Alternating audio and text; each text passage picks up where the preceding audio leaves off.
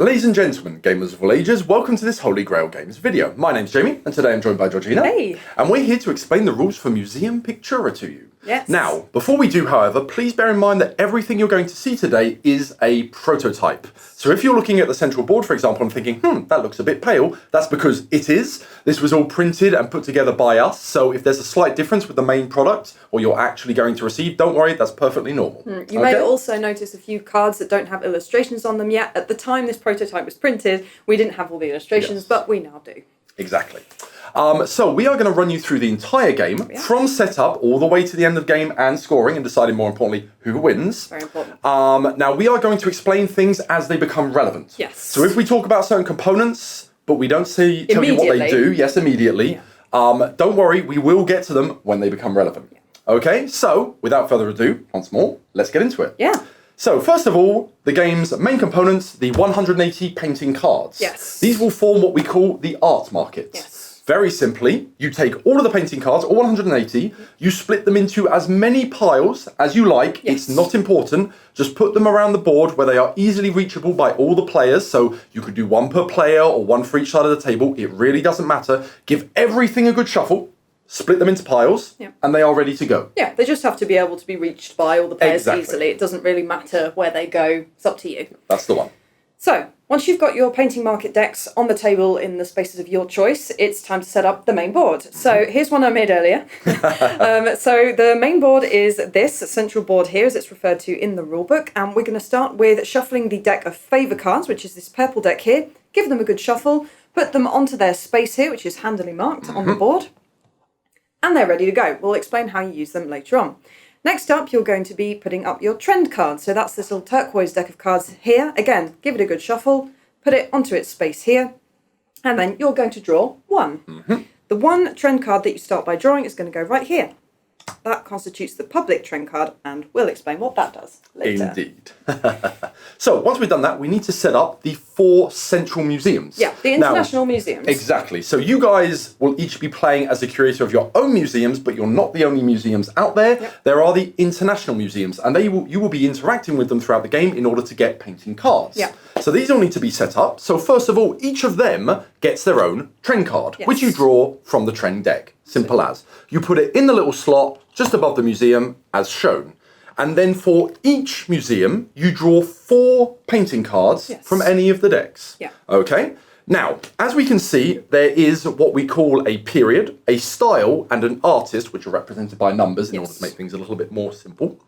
And this is basically, this represents what the museum is interested in throughout the game. We will tell you more about what that means later, but for the moment, what you need to know is that out of the 4 cards you draw, if one of them has a period, a style, or an artist, which corresponds to this card, you put it in the left column. So, underneath the trend card. Exactly. If it does not, for example here, there's no 16, no yellow, and no religious symbol, then it goes in the right-hand column. And then you do that for all 4 cards. So these ones are the period that the museum is looking for, so they go in the left-hand column. There we go. And you do that, obviously we've set up the other 4, but you do that for all 4 museums, exactly the same process. Yeah, exactly. So once you've set up all of this, that's pretty much it for your main board, with a couple more components to go, but each player is now going to choose their player colour. Very important. Very important. So you choose the colour that you want, and you are going to take your individual museum player board, which I have here. So if I chose red, this will be my board. I'm then going to take all of the counters that correspond to that. So I'm going to have my player counter, which is going to be put on the score tracker. And I'm also going to have my favour card counter, which is going to be put on the little space shown on the board just before the 10. Exactly. They'll be moving around, obviously, during the game, but that's the starting configuration. The first player puts their starting counter on 4 prestige points. The second player goes to third. Third player is on 2 points, and the final player is on 1 point. And that's just basically your starting configuration. That will all make sense presently. Exactly. Once you've done that, the one last thing you have to do is take your personal trend card. So you're going to be drawing 3 of these, and you're going to pick one that you like, and you're going to place it here on your player board. And this will sort of influence how you're going to be scoring points during the game. Again, all will become clear. Exactly. Finally, each player, well, we will determine the first player, rather. So that will depend where people go onto the score track to start with. Obviously, the first player is the first player. They take their little token, they put it on their in their area, Yes. shall we say. The second player is the player to the left. The third player is the player to their left, and so on and so forth. And then we put them onto the put their score tokens onto the score track. 4, 3, 2, 1. Yep. Okay. Then we take the 50-point or end of game token, and we put that on the 50-point slots. Yes. Basically, the person who sets off the end of the game will be taking this. They'll get some extra points. Absolutely. Okay. Finally, we have the patron board. Yep. So this is normally placed off from the central board. You can place it wherever you like, wherever it's most handy, basically is the standard rule. And then you draw 5 cards, but 1 for each of the 5 slots. And basically, these represent wealthy patrons that you can attract in order to help finance your museum. Now, if any of these are taken during the game, you remove that card, you slide everything left, and you draw another card. Should cards ever be discarded for any reason, it can happen. You have a discard pile just here. Okay? Absolutely. Then, finally, we have what's known as the temporary exhibition board. Now, there are 2 tokens for each period and each style in the game. So there are 5 periods, 6 styles. Yes. Okay? One of them has a 3-point marker, one of them does not. Very simply, you pair them all up. Yep. You put the token with the 3 points on top of the one that doesn't have the 3 points, and then put them onto the little slot on the board. Just like with the patron board, you can put it anywhere around the central board, wherever it is most handy. Yeah. Okay? Or wherever you have space. Exactly. And then finally, there are player aids for all the players with scoring cards, resumes of basically all the stages we're about to explain, should you want them. And with that, we are all set up. We can get started with the game. Well, before you get started, all the players are going to need to draw their starting hand, which is kind of the final stage. That is a fair point. That is a fair point. So all players are going to draw 5 cards each from the painting decks at random from the top. So you start with 5 painting cards in your hands, the ones with the brown decks here, and then you're also going to have 1 favour card. Exactly. And that will constitute your starting hand. And then we can really get stuck into the game. And now we can really start playing. So, on to gameplay. Museum Pictura is a set collection game, and the aim of the game is, as a museum curator, to fill the galleries of your museum board with as many paintings as you can. Makes sense. You're going to be forming collections, and the collections that you form are going to give you prestige points. The player with the most prestige points at the end of the game wins. Simple. So, what is a painting card and what do they do? Good question. Good question. I'm going to answer it. This is a painting card. So, a painting card has several things that players are going to need to keep an eye on during the game. Each card is going to have a band of colour at the top here. So in this case, it's red. That corresponds to the Renaissance period. They're also going to have an icon here, which is mythology. In this case, that is the painting's style. Indeed. And then in the other corner here, you have a number. The number corresponds to the artist's name, which is also at the top here. This is just for the sake of legibility. Basically, it just makes the cards easier to read from a distance. Easier to read a 5 than a Michelangelo. Yeah, absolutely. So Michelangelo is number 5. All cards of Michelangelo will be that same Exactly. number. You also have the illustration of the painting that is in the on the card, and then below in this little area here you have the painting's name and some fun little facts about the painting, including its size and where you can go and see it. Indeed. So the collections you're going to be making are going to be based on all the different factors here on the card. And players can start playing their turns. Indeed. So the turn structure is very simple, Yep. but like any good game, there is a lot of depth, there is a lot of choice to be had. But in any case, we start with what's known as the acquisition phase. So very simply, at the beginning of their turn, each player draws 2 cards from the art market. So only on your turn. Only on your turn. Now, you can draw it from any of the decks. If you want to be vindictive, you can draw it from somebody else's deck. It really doesn't matter, as we said at the beginning. And these 2 cards, you add them to your hand. Yes. However, once you have added these 2 cards to your hand, you must exchange one painting, not forcibly one of the 2 you've drawn, with one of the international museums. Yeah. And this is what makes the art market turn in Pictura. Yes. Now, we're going to come back to these trend cards, because this is where they come into play. As I said before, this trend card is what that museum wants. It's what their curators are looking to build collections of in that museum. So I am going to have to give one of these museums a card and take one of these cards. Basically exchange with them, buying and selling.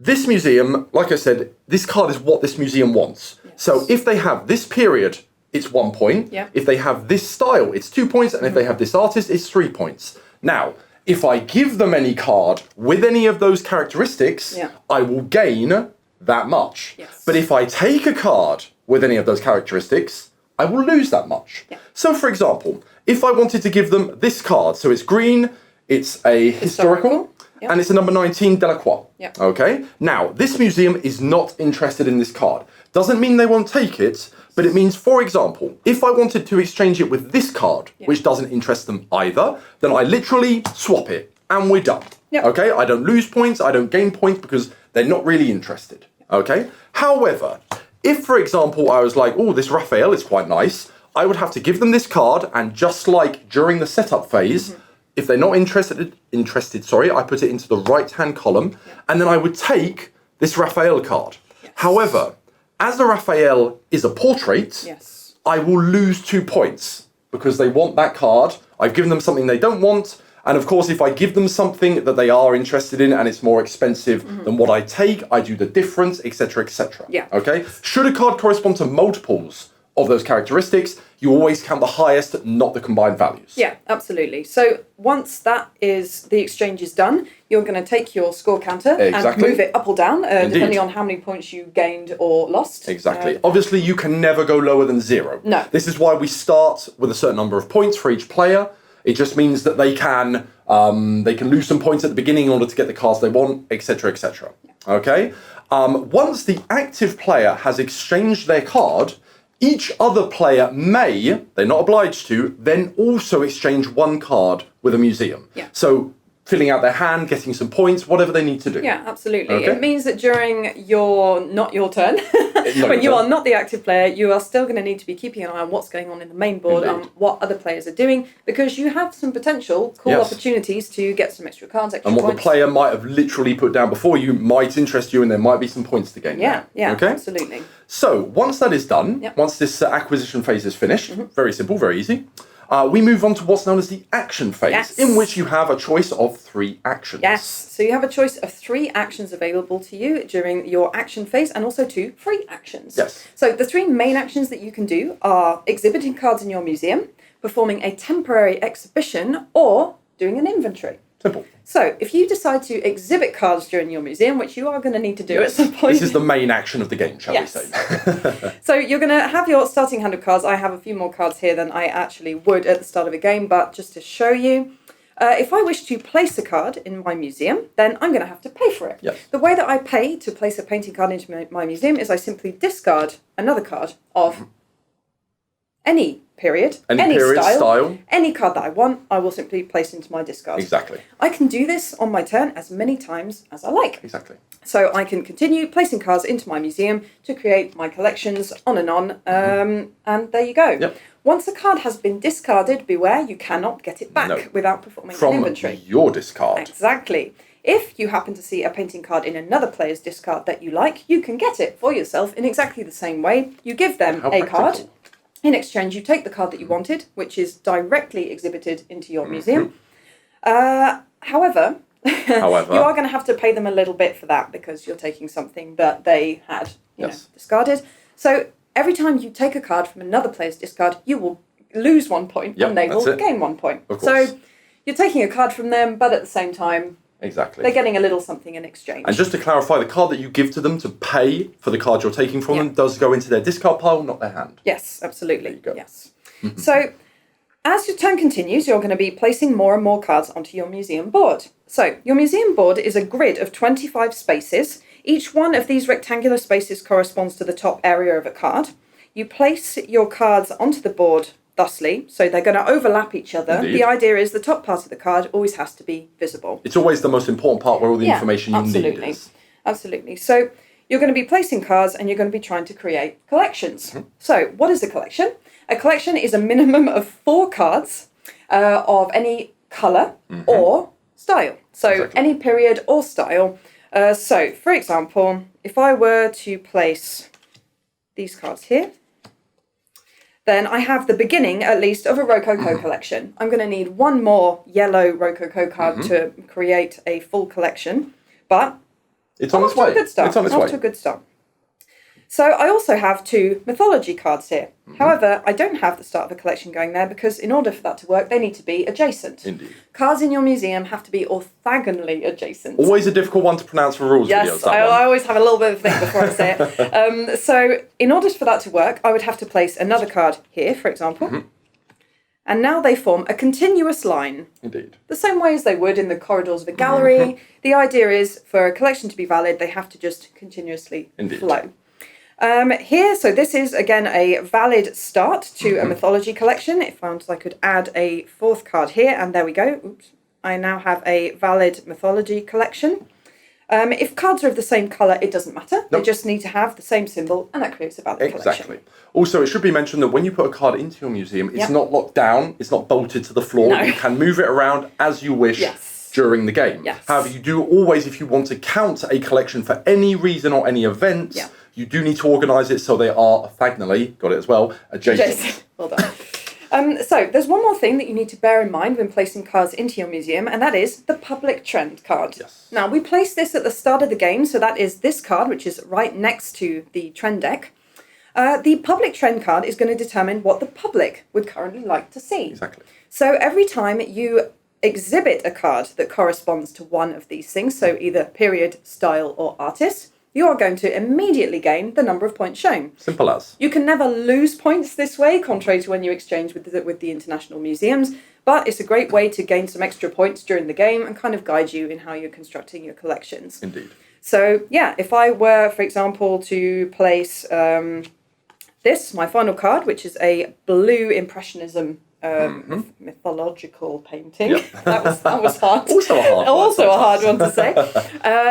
This corresponds to the Impressionism card here, which means I would gain 1 point. 1 point. And just like with the international museums, if you place a card which corresponds to multiple criteria, you only gain the highest value. Yes. There you go. Absolutely. So I can continue that way. Obviously, I would need to be discarding cards as I go along. It's always 1 for 1, wherever you happen to be taking cards from. Taking cards from other players' discards can be a good way of avoiding having cards in your own discard because you're and get you the cards you need to finish your collections. Absolutely. So I can continue doing that for as long as I want, and once I'm done, I simply declare that I'm done, and we move on to the next player. You can place as many cards as you can actually pay for. Yes, exactly. Done. So should I not wish to exhibit cards in my turn, because I already have pretty good collections going, then I could do a temporary exhibition. Which is basically putting all these lovely paintings that you've been getting into your museum on show to the public. Yes. Which isn't entirely true. Your museum is thematically always open throughout the game. Yes. However, this is organising the big exposition with all the banners and the fanfare and the fancy parties and that kind of thing. Yeah. This is a temporary thing. You're opening up to like a privileged few who can come in and see this very sort of temporary show. That's the one.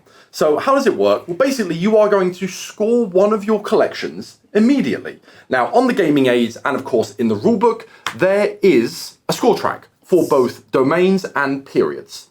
And very simply, you are going to choose the collection you would like to score. Of course, minimum 4 cards, normal rules apply, you can reorganise your museum before you do so, etc., etc. However, then you're going to have to take a look at the public exhibition board, temporary exhibition board, sorry. Temporary exhibition board. And you have these tokens, each one corresponding to a period or genre, style. There we go.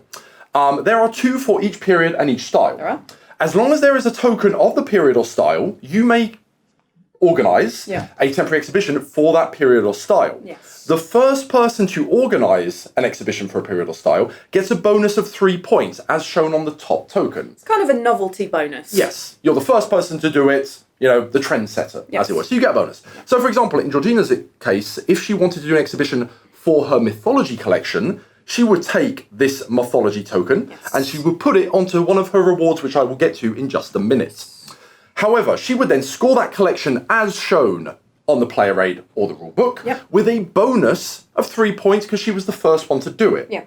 If later on in the game somebody else wanted to do a mythology collection, they could take the second token, but there is no bonus. Yes. Okay, so that would go away. They would still score their collection as per normal, but no bonus 3 points. However, now, basically, the public is tired of mythology, they want to see something else. Yeah. Now there's no token, nobody else can do an exhibition on that theme. Nope.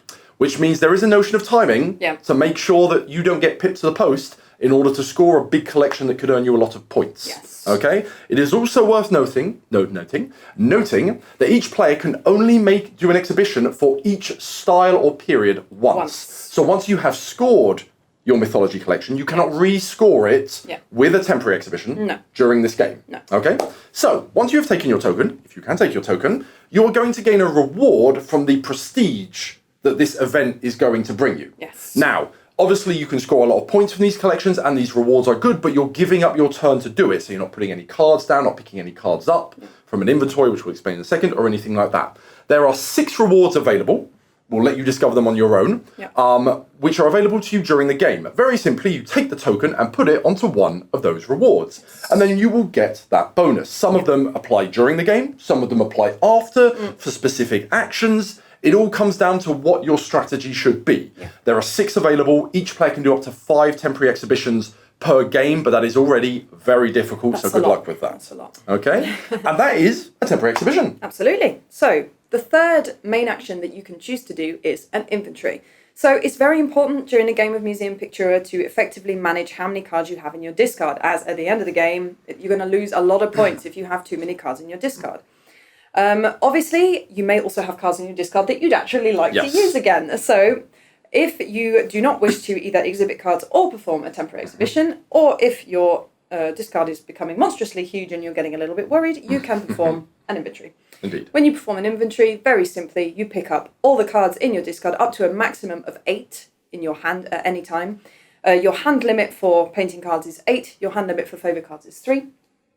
And once you have done that, you're going to get a little bonus for having performed an inventory, because you are being less wasteful of cards. So you get to draw a new favour card, and also, should you wish, the patron board, you are allowed to completely refresh it. So should you wish to, you can get rid of all the cards that are currently there and draw 5 new cards, to the delight or utter dismay of your fellow players. Which is generally the second. Yes. A lot of the time. Or at least every time I do it, it is. So that's it. That is all your main actions. But during either one of these 3 main actions, you can. There are 2 free actions that you can always do. So these 2 actions are playing a favour card or gaining a patron. Yes. Now these can be done at any time during your turn after the acquisition phase, unless stipulated by the card. Yes. But that's a case-by-case basis, and generally only for favour cards. So, favour cards, very simply, are one-shot power cards that you can play during your turn to gain different bonuses. Now, they each have one common ability, which is basically to discard them and to draw 2 cards, 2 painting cards from the art market. All of them allow you to do this. Okay, so if you draw a card that isn't really very useful to you, you can always do that. Apart from that, all the cards have different abilities. Okay? You gain 1 at the beginning of the game. You gain 1 if you do an inventory. But additionally, you gain 1 for every 10 points you draw. Which is indicated by the little favour token on the score track. So once you get to 10 points, you will draw your first additional favour card, and then move your favour token 10 points along to 20. Basically, because this is a game where you can gain and lose victory points, prestige points, same thing, it's to avoid you going back and forth over the 10 zone and gaining multiple cards. That's the only reason. Absolutely. So if I were now at 12 and I were to go back down to 9, the next time I move past 10, I don't get it again. That's why. So these cards, you can have up to 3 in your hand during your turn. By the end of your turn, rather. You can play 1 and only 1 per turn after the acquisition phase. You decide what power you're going to use, either its particular power or the common one, and you apply the effects, put it into the discard pile, which is on the central board, and it's done. In the rare case you run out of favour cards during a game, you reshuffle the discard pile, put it back down, face down, and you're done. Okay? Then we come to patron cards. So we set this up at the beginning of the game. Each of these is a wealthy patron that you can draw in to support your museum. To do so, they are going to ask you to accumulate certain collections. Sometimes it's artists, sometimes it's styles periods, a mix of both. Once during your turn, like with favour card, only once at any time, you may claim one of these patrons. When you do, you may either gain the bonus, which is written, or the victory points, influence points, which are written. One or the other, not both. You then take that card and you put it next to your museum. Now this is important for tiebreakers and also certain abilities which may apply to patrons during the game. Absolutely. Okay. So they're a great way to either gain additional cards or extra prestige points during the game as you play. Exactly. As mentioned, should you take a card out from further along the river, as it were, you slide everything down and you replace it. Simple as. There's a discard pile. As Georgina said, during an inventory, you can just get rid of them all and discard them. When cards are discarded, they're placed there and you draw 5 more.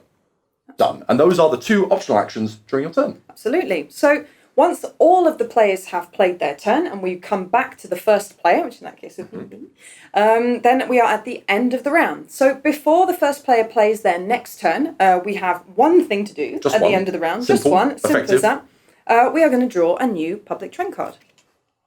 So yeah, these are going to change each time, which means each round you're going to have these sort of changing ways of getting extra prestige points every time you exhibit a card. Once that new public trend card has been revealed, then we move on to the next player's turn. And basically the game is going to continue like that, going round and round, scoring points, gaining cards, gaining patrons, playing favour cards, all that good stuff, until somebody hits 50 points. Yes. And then we get to the end of the game. And thus we come to the end of the game. The end of the game. So, the end of the game is set off once a player reaches 50 points or more. Yes. So, as long as you go past 50 points, you finish past 50 points, you take the end of game token, which has a small 5-point bonus, so you would regain immediately 5 more points, and you have set off the end of the game. Yep. Okay, so what happens now is the player that ended the game, that had the choice, that made the choice to end the game, doesn't play anymore. No. All the other players get one more turn to finish. Yes. And then we proceed to final scoring. Yeah, so that's all the other players, no matter what the order of turn was. Exactly. All the other players get to play one more time. That's it. So, first of all, we start with our collections. Yes, time to score. So, if we were to say that by the end of the game I had managed to do this... Which is a pretty decent effort, shall we say? That's pretty decent, yeah. So I've got a couple of different collections on here.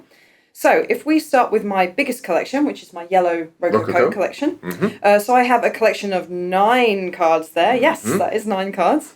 So if we base ourselves on the collection scoring aid here, then 9 cards of the same period gets me 12 points. So you move your counter along 12 points, the usual. Yep. Obviously, whilst we're scoring all of this at the end of the game, hopefully for you, but very probably, you are going to pass the 99-point mark, in which case you can flip over your token and continue going around the track with the 100 side up. Yeah. Okay? But otherwise, you just keep moving your points marker along the track as you score more of these points. Yeah, absolutely. So just for a quick precision, however many times even if you have performed a temporary exhibition for one of these collections during the game, you still get to score it again at the end. Indeed. So you potentially have the opportunity to score one collection twice during the game.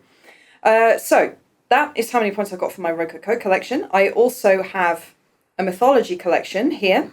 So I've shuffled my cards around a little bit during the game. So this is 1, 2, 3, 4, 5. I do have another mythology card over here. However, it's not adjacent to the others. So I'm not going to be able to score that card. That's it. If I really did want to score that card, the best thing to do would be to swap them round. These 2 cards over. Obviously, this is a very simple example, but it's just to show you that there can be situations where you won't be able to link them up, especially if you already have big collections. Yeah. But anyway. Because you only have a maximum of 25 spaces available. Indeed. So if you have lots of sort of decent sized collections going, it can get pretty tricky. Yeah. And using cards to link to other collections, because a card can become part of multiple collections, is important in order to play with that spatial puzzle element, absolutely. shall we say. So here, for example, these 2 Rococo mythology cards are part of my Rococo collection, but they're also part of my mythology collection. Exactly. So I'm effectively double value. Yeah, I'm scoring them twice, which is a pretty optimized way of doing things, and it's kind of the aim of won't lie, it's kind of the aim of the game. Yeah, it's one of the aims of the game. So I've increased now that collection from 4 to 6. You can reorganise your museum as much as you want during play, but once final scoring has started, unless the players have been really nice to you, then in theory you're not allowed to change them anymore. So this is 6. So 6 cards of the same style get me another 6 points. So again, counter goes along again, etc., etc. So I have a few other things going on here. I do have 3 still life, which is the apple symbol But here. that's not enough for a collection. It has to be 4. It's not. It's only 4. So unfortunately, I'm not going to be able to score anything for these. I do have 4 13s, which are the Canaletto artists. Well, unfortunately, you don't score collections of artists. It has to be style or period. Now, artists are used a lot during the game for both patrons and the trend cards. They can be worth a lot of points, but they are not scored as a collection during the end of the game. Exactly. So once I have scored all of my collections, then I'm going to be able to move on to my personal trend card. Yes, so which is another big chunk of points. Indeed. So we chose this at the beginning of the game. You get a choice of 3 cards. You choose it based on the cards you have in hand, the ones that are available on the board, and just your personal preference, I suppose. Yeah. But then you get to score those cards. Yes. And basically, for every card with one of these criteria on them, you will score the points underneath that icon. Absolutely. The difference to the rest of the game is that in order to make this a bit simpler, you can score one card multiple times. Yes. So, for example, here, if I have a Renaissance card, which is the red, I gain 1 point. Yes. If I have a mythology card, I gain 2 points. But Georgina has 2 mythological Renaissance cards. Yes. So each of those will score her 2 and then 1 point as we're going through the cards. Yes. So we recommend that you take it category by category to avoid getting confused. But even if you have already scored your mythological cards, for example, you can still score them as Renaissance. Exactly. And of course, there's a cheeky Velasquez, number 11, hiding in there for extra points. Yeah. So, for example, my Velasquez is going to score me an extra 3 points, as shown here. I have 2 Renaissance cards, which is going to score me another 2 points. They're worth 1 each. And I have a collection of 6 mythological, which is going to score me another whopping 12 points. So if you can really sort of follow this cultural direction that you get at the start of the game, then it can be potentially worth big points at the end. Obviously, quite clearly here, what's happened during the game is more Rococo cards came out for me. It was more worth me to sort of, concentrate on that collection and do it rather than sort of get... Trend cards are not absolute. They're objective cards. They give you a little bit of direction, a bit of a bonus. But of course, you have to adapt to what is available to you. Absolutely. So once you've scored that, you need to take a look at how many temporary exhibitions you did. Indeed. So you simply look at the number of temporary exhibition tokens that you have at the top of your board. In this case, I have 3. And that's going to gain me a certain number of points, which is shown here. So in this case, I would gain 15 extra points for the 3 that I did. That's it. If you have any bonuses from them Grand Gallery exhibitions, which can be things like increasing the size of your collection, here, for example, that is also applied during the end of game scoring, depending on the ability. Absolutely. So here I had actually forgotten about that. I did choose to increase one of the size of one of my collections by 2 at the end of the game. So you go from 9 to 11 with your Rococo, no doubt. Absolutely. So more points, that kind of thing. Nice. Okay, then we move on to museum layout. So that is both the Grand Gallery and the full museum bonus. Yes. Now the Grand Gallery is the red area in a cross formation that you can see on each of the museum boards. Yeah, they have different colour depending on what player colour you are. In my case it's red because my board is red. That's the one. If you fill up that red area, so it's 9 slots, with one collection, so Georgina has done it with Rococo, but you can do it with styles or periods. If it's full of one collection, which can be part of other collections, of course, different cards, you gain an extra 5 points. If you manage to fill up every slot in your museum, which is quite the challenge, that's another 20 points. Yeah, and if you do both, it's 25. Exactly. You score the Grand Gallery plus your full museum. So we've done all of that. Well, we've gained all of our points. We've gained all and now of we our have to lose some points, potentially anyway. Potentially. So we have the discard pile. We do. Which, of course, we've been trying to manage during the game. We've been playing cards in, using inventories to take them out, taking them from other people's discard piles, all that kind of thing.